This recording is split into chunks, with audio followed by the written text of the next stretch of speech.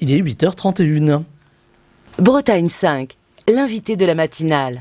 Et ce matin, notre invité de la matinale en ce lundi est Hugo Bernard. Il est président de l'association du Parlement des étudiants de Rennes.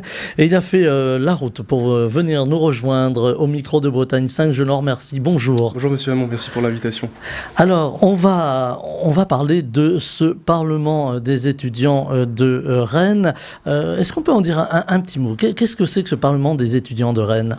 Alors c'est une association qui a été créée déjà au niveau national en 2014 et l'antenne rennaise avait été créée donc en 2015.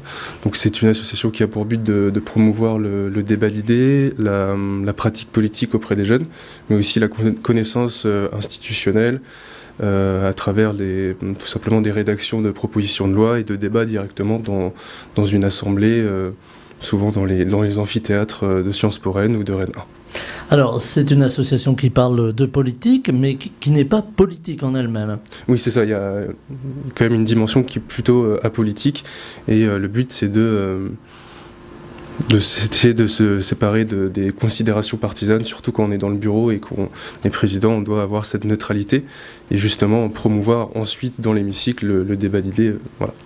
Alors, le débat d'idées, il est aujourd'hui sur la scène politique en France, dans bien des sujets et dans un contexte qui est compliqué, il faut bien le dire. Est-ce que c'est quelque chose que vous évoquez dans le Parlement des étudiants ? Bien sûr, c'est au cœur de notre association. Et voilà, à Rennes, on a un système qui fait qu'on n'a pas les partis politiques de la vraie vie, de la vraie scène politique française. Il y a d'autres parlements des étudiants qui font le choix d'avoir des vrais partis, donc les Républicains, la République En Marche, la France Insoumise.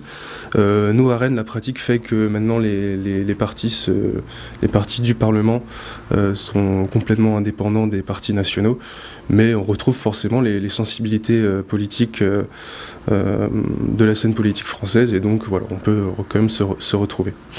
Est-ce qu'on peut dire, Hugo Bernard, que c'est une sorte, pardonnez-moi le terme, il est peut-être un peu trivial, mais de vivier de personnel politique de demain ? Oui, c'est possible. Il y a forcément des gens qui sont déjà militants politiques avant de rentrer dans l'association.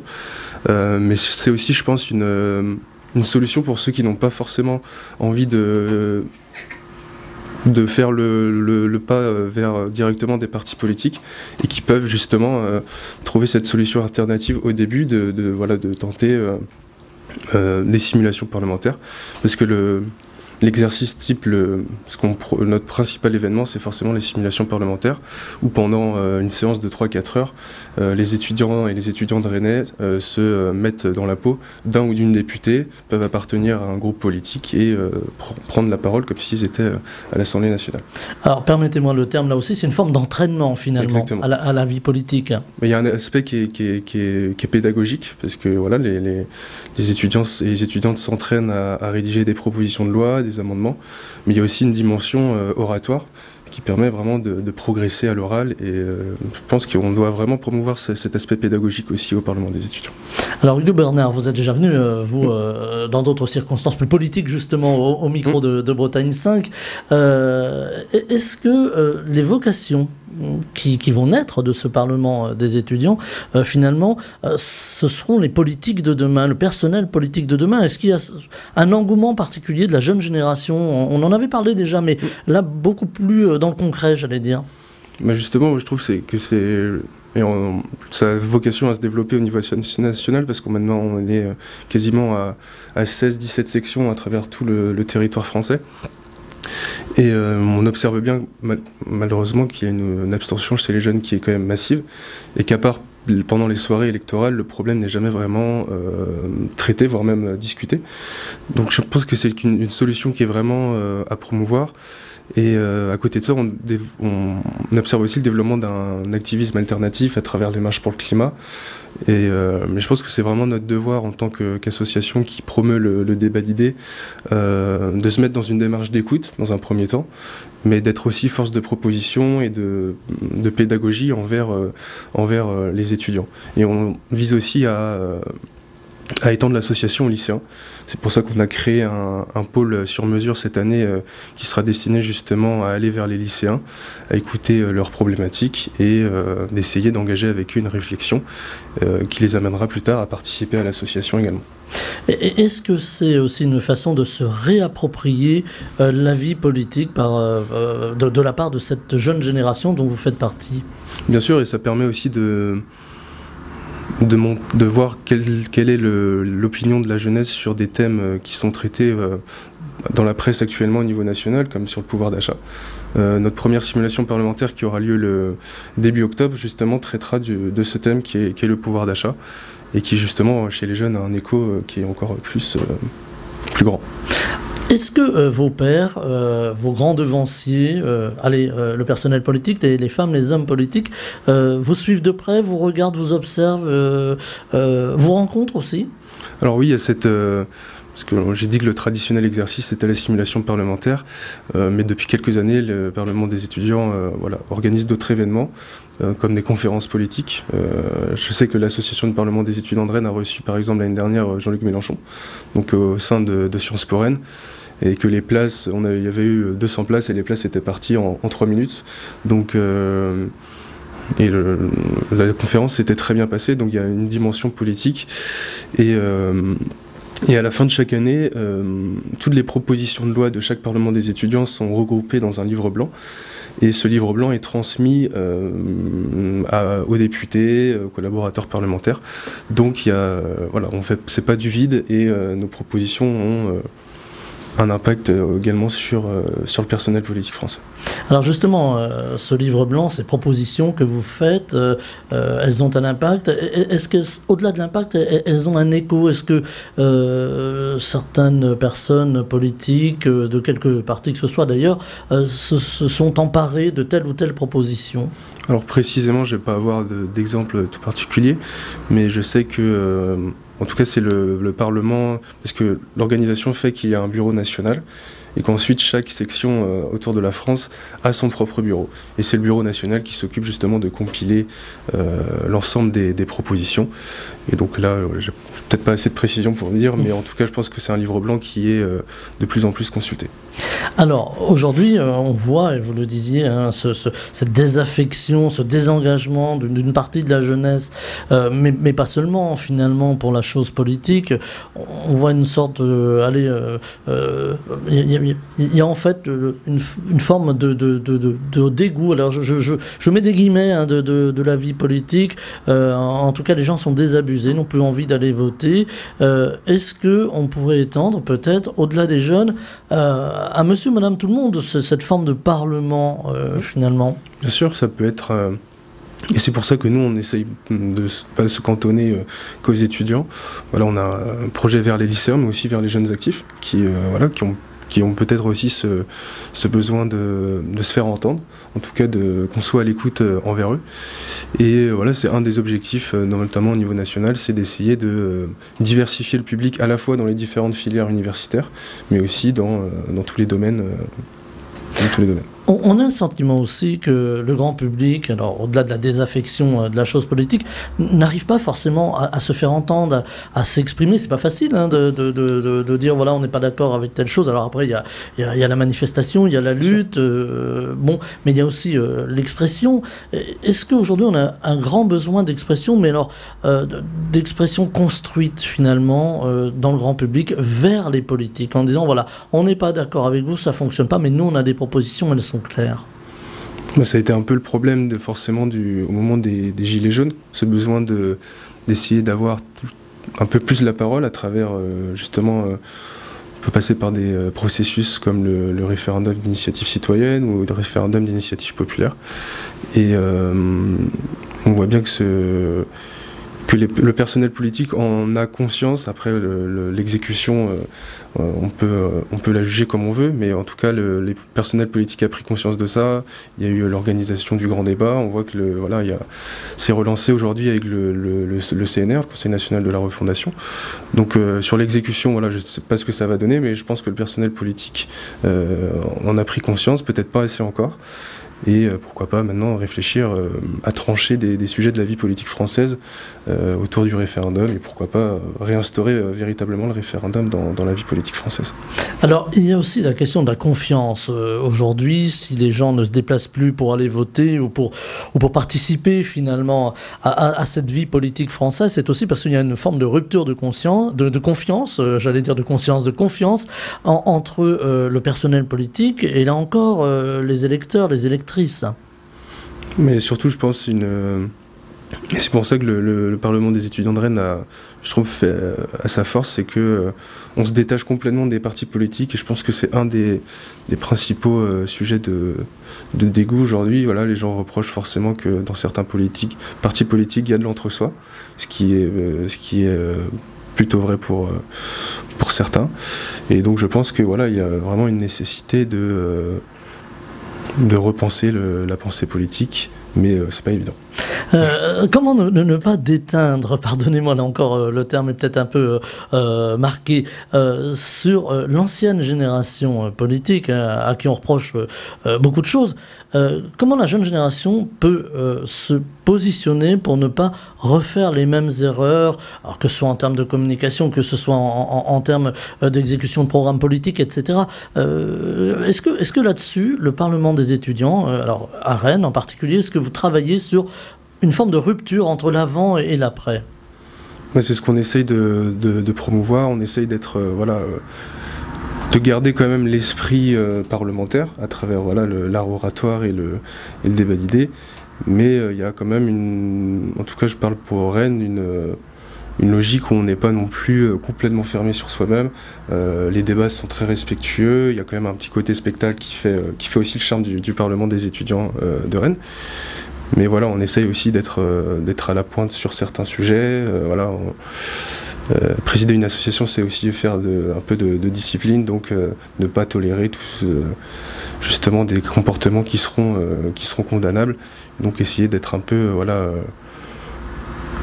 attentif à tout ce qui va être les discriminations, mais également le respect de l'autre. Finalement, j'allais presque dire que vous étiez plus sage que vos aînés dans l'hémicycle ces temps derniers en particulier. À Rennes, c'est quand même très agité, mais c'est justement ce qui fait le charme. Et forcément des sujets sur lesquels les parlementaires étudiants vont se tirer un peu dessus, mais voilà, c'est ce qui fait aussi le charme. Alors, on imagine que ce Parlement des étudiants, c'est aussi la société de demain qui se construit. Est-ce que là aussi, la politique a un petit peu oublié, alors on parle de grands débats de société, il y en a beaucoup, mais a un peu oublié la finalité, c'est-à-dire d'être le porte-voix du peuple? Exactement, et c'est justement, on élit forcément à l'Assemblée nationale ceux qui nous représentent. Et je pense que quand même l'actualité parlementaire a été beaucoup plus médiatisée que les législatures précédentes, parce qu'on a eu forcément ce fait de majorité qui n'est plus absolu. Et je trouve que ça a vraiment relancé l'intérêt de l'Assemblée nationale. Je pense que les Français l'ont compris. Et si ça peut justement apporter une meilleure connaissance au niveau institutionnel pour les Français et pour les jeunes, je pense que c'est une très bonne chose. Alors, j'imagine que vous êtes observé, on le disait tout à l'heure, par vos pairs, par le personnel politique.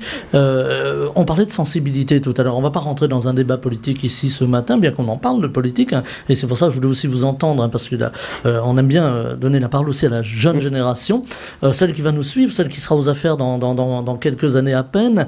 Est-ce qu'aujourd'hui, la gauche, la droite, le centre, est-ce que c'est quelque chose du passé, ou est-ce que ça se recompose, ou est-ce qu'il va falloir recomposer cela? Là encore, je parle plus de sensibilité. On sent bien que quand même le fameux clivage gauche-droite a quand même tendance à disparaître. Après, voilà, il persiste sur des sujets qui sont plutôt économiques. Mais voilà, Macron a fait en sorte que le spectre politique ne soit plus du tout le même. Et voilà, on se retrouve finalement dans une opposition à la fin qui se retrouve plutôt dans un style les perdants et les gagnants de la mondialisation. On n'observe pas ce phénomène qu'en France. En Espagne aussi, c'est un peu le cas. On se retrouve d'un bipartisme à une scène politique où il y a 4 grands partis politiques maintenant qui peuvent espérer gagner les élections. Donc ça peut être vu comme une œuvre politique qui s'agrandit. Donc voilà, mais après ça peut être une perte de repères justement avec l'histoire politique française. Alors voilà, la perte de repères, c'est aussi la Ve République aujourd'hui. D'aucuns disent, mais alors je ne vais pas vous demander de trancher ce matin, je vous rassure, qu'il faut tourner la page de la Ve République. D'autres, au contraire, disent qu'il faut la renforcer, il faut la modifier, mais il faut la renforcer, la moderniser. Est-ce qu'on tourne la page du gaullisme finalement? Et là encore, on ne parle pas de politique, on parle d'histoire. Mais il y a plusieurs réflexions engagées qui, forcément, quand on parle de la Ve République, pour moi, il faut retourner au texte originel pour comprendre ce que c'était la Ve République. Parce qu'il y a eu quand même beaucoup de modifications de la Constitution, notamment sur l'alignement du calendrier. Et donc il faudrait peut-être être attentif à ça, notamment sur... Après, on a bien vu que ça ne s'est pas forcément confirmé. Avant, on disait que les élections législatives suivaient forcément le résultat de la présidentielle. Ça n'a pas forcément été le cas cette année, en tout cas beaucoup moins. Et donc peut-être réfléchir à revenir à l'ancien calendrier où on se retourne sur des élections un peu de mi-mandat et qui sont un véritable test pour le pouvoir en place. Et je pense que c'était une meilleure expression pour les Français. Alors la jeune génération est très connectée aujourd'hui, Snapchat, Twitter, Instagram, Twitch, j'en passe et beaucoup. La vie politique n'y échappe pas aujourd'hui. Là, tout à l'heure, en préparant la matinale aux alentours de 4h du matin, je voyais passer sur Twitter les réflexions des femmes, des hommes politiques. Finalement, des fois, on a des communiqués d'hommes et de femmes politiques avant que le communiqué officiel arrive. Est-ce qu'il va falloir là aussi, alors tout en vivant avec son époque, on est bien d'accord, on ne va pas revenir en arrière aujourd'hui, mais j'allais presque dire réglementer cette vie politique. Vous, la jeune génération, est-ce que il va falloir remettre un peu d'ordre dans la vie politique et dire voilà, il y a la politique, on la remet un petit peu au centre de la réflexion et on oublie un peu tout ce qui est réseau? Je pense que les réseaux sont, surtout sur Twitter, une bonne source d'information. On voit de plus en plus des journalistes politiques qui vont lâcher les nouvelles directement sur Twitter, donc pour avoir des infos en avant-première. Je pense que c'est un bon moyen. Maintenant sur le fond. Sur le fond, oui, je sais que par exemple Twitter, ça, en tout cas pour moi, ça devient un peu un entre-soi militant. On a du mal à avoir forcément une grande ouverture d'esprit quand on suit des personnes qui sont du même bord politique que nous, et on ne cherche pas forcément à s'intéresser aux propositions du camp adverse. Après voilà, ça peut être... Il y a TikTok aussi qui est arrivé entre-temps, et qui attire forcément l'œil des politiques. On voit que ça a été un moyen de communication pour M. Mélenchon, mais aussi pour les ministres de Macron. Et pour Emmanuel Macron lui-même. Emmanuel Macron c'est adressé à la jeune génération, là encore. Donc c'est un moyen forcément de toucher les jeunes. Après, il faut bien sûr ne pas en faire non plus un outil où on s'intéresserait simplement aux jeunes à travers ce biais. Je pense qu'il y a vraiment justement des associations qui peuvent faire le travail derrière d'apprentissage des institutions. Et voilà, c'est un moyen, mais je pense que c'est vraiment pas une finalité pour s'adresser aux jeunes.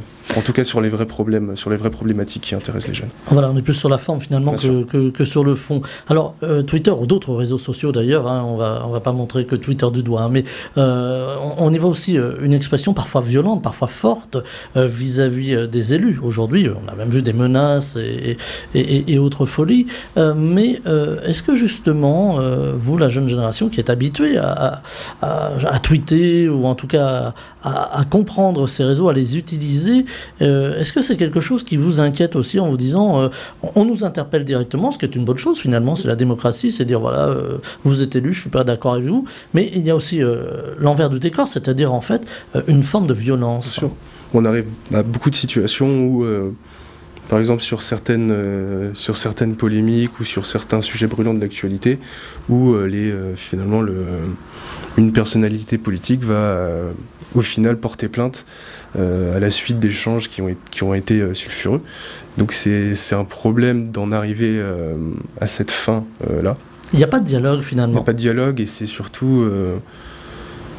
Après, voilà, il y a forcément la question aussi de l'anonymat qui permet à certains justement de se lâcher. De se lâcher, oui, complètement. Et ça peut être aussi un problème. Et voilà, c'est vrai que c'est pas le meilleur moyen, je pense, de promouvoir le débat d'idées. Après, il y en a qui en font un usage très rationnel et ça je ne l'enlève à personne.